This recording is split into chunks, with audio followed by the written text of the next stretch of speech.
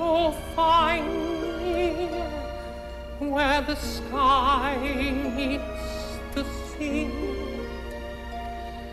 Here am I, your special island. Come to me, come to me. Those people long for another Bali high, Bali high.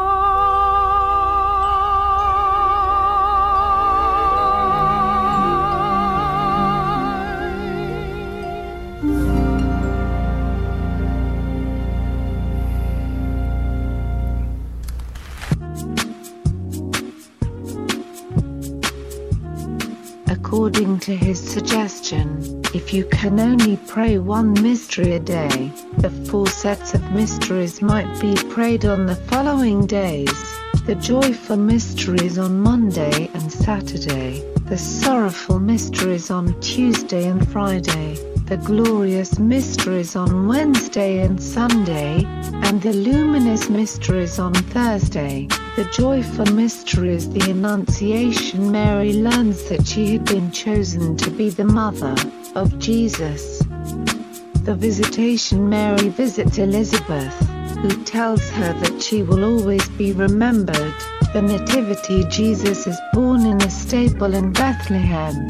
The Presentation. Mary and Joseph take the infant Jesus to the temple to present him to God. The finding of Jesus in the temple. Jesus is found in the temple discussing his faith with the teachers. The mysteries of light. The baptism of Jesus in the river Jordan. God proclaims that Jesus is his beloved Son. The scourging at the pillar. Jesus is lashed with whips. The crowning with thorns. Jesus is mocked and crowned with thorns.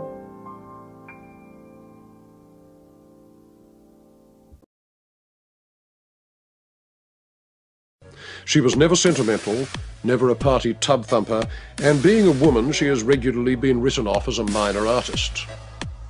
That she was not, and for a vision of a world that was at the same time clear, estranged, bleakly funny, and poisoned at the root, nobody could touch her. In order for art to assert itself as radical, it needed to take political sides in this atmosphere. 1918 brought the end of the German monarchy, and a republic was proclaimed in the city of Weimar. Between the assaults of the left and the right, the Weimar Republic lasted 15 years until Hitler finally snuffed it out. The first of its crises was a general socialist rising in November 1918, a year after the Russian Revolution. The left hoped to demolish the Prussian war machine for good, but it rolled over them.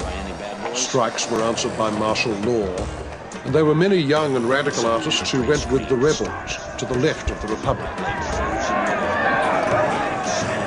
Now, there already was a strong thread of protest against war and authority in German art. It came from Expressionism, one of whose tenets was that there were no political solutions, only spiritual ones, which must be made by artists. To place one's sensitive ego above the whole of the world struck them as arrogant self-pity. And that was what Expressionism tended to do, when, like a mutilated saint, a man symbolically castrated by war.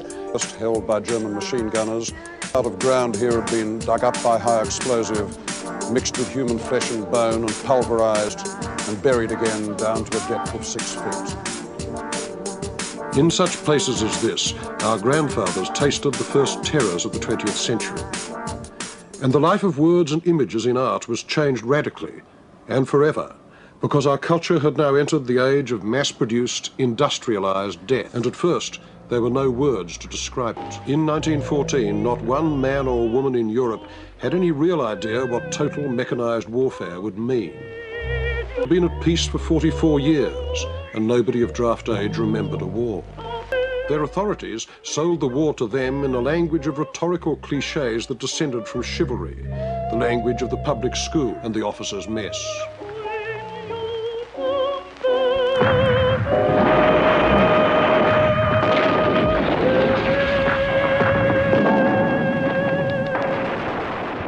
In the trenches, millions of young Englishmen, Frenchmen and Germans found the idea that war was something between a joust and a cricket match had been wrecked by inventions which industrialised death as they had industrialised life. This was what they found and what they became. In the summer catastrophes of the Somme battlefield, a whole generation on both sides of the trenches had lied about the nature and the length of the war.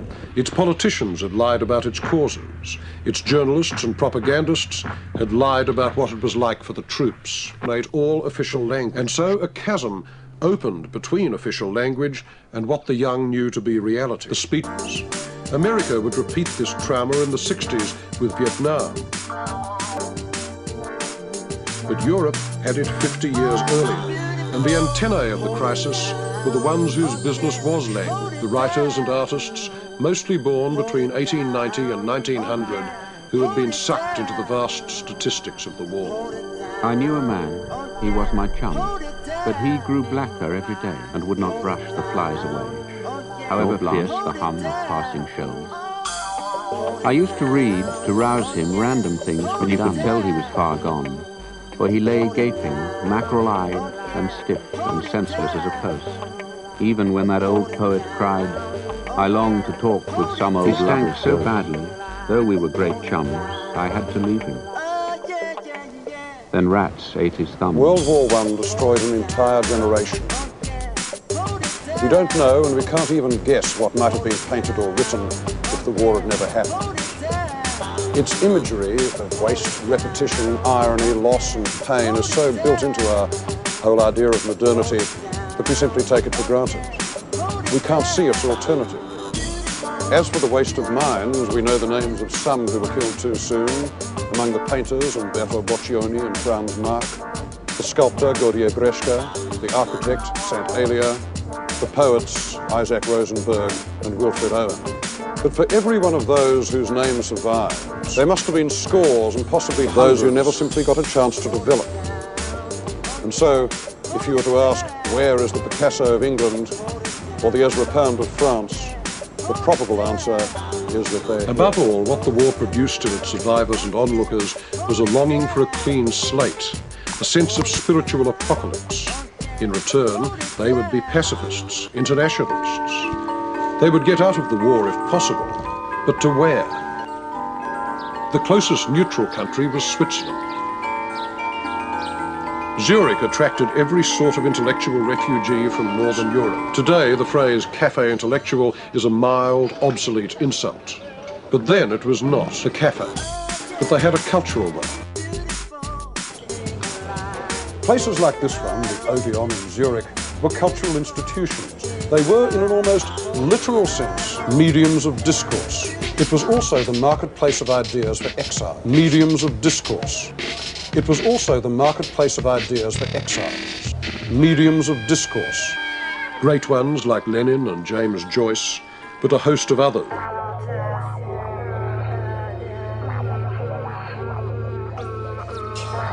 People who were separated from the patterns of their society, whether by choice or not, still need a forum.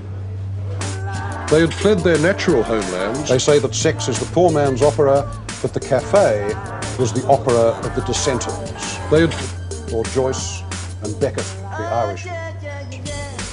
And modernism was very much the creation of exile. When Stalin declared war against what he called ruthless cosmopolitans in the 30s, he was, in effect, attacking the Odeons and those who sat in. But even so, the revolution that brought him to power was partly hatched in this very room by Lenin, who was a regular at the Odeon in 1916. Among the other denizens of the Odeon were a Romanian poet named Tristan Tzara, a painter named Marcel Janco, a sculptor from Alsace, Jean Arp, and a German writer named Hugo Ball. In the cafes of Europe, the intellectuals got their sense of being a class, the mandarins of change. A club where they could all perform and read their work and show their painting. He rented the ground floor of a building in the Spiegelgasse and a movement was born. Its name was Dada.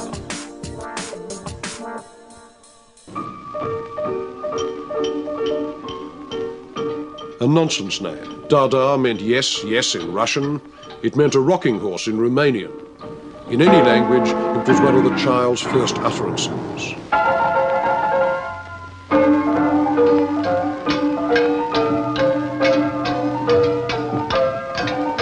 The word Dada signified the desire to go back to scratch, the impossible project of starting culture all over again from the beginning, uncontaminated by the language of the elders. Marcel Janco made theatre masks for the evenings at the cafe board and poster paint.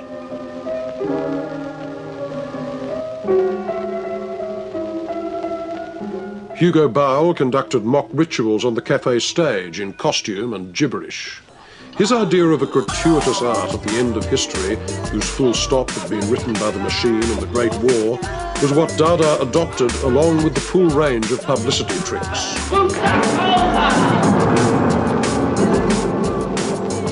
Provocation was the essential business of Dada, its claim to modernity. It was art's parody of revolution.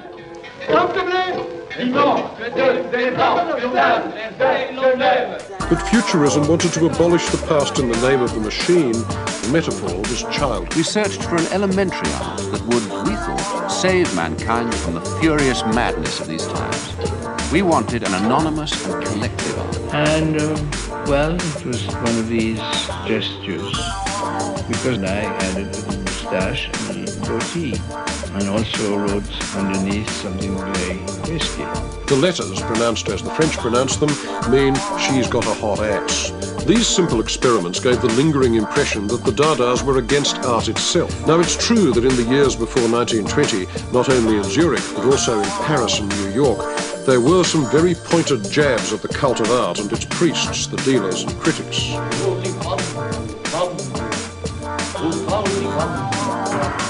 The strongest influence on the Dadaists in Zurich was Futurism. In Italy, before the war, Marinetti had already shown how to grab an audience with manifestos and stunts. Especially they came from Marcel Duchamp, almost toy-like. Not only a jab at the middlebrow worship of the artist as divine creator, but also a pun on Leonardo's own homosexuality. Then there was Duchamp's urinal, which he exhibited as a fountain and signed R. Mutt. So they just took the thing and threw it away above the partition. Arp offended all the conventions of sculpture by making simple jigsaw reliefs of... It said, in effect, that the world was so full of interesting objects that the artist need not add to them. Instead, he could just pick one, and this ironic act of choice was equivalent to creation. Gioconda was another thing that I made it here in Paris in 1919, before going back to America.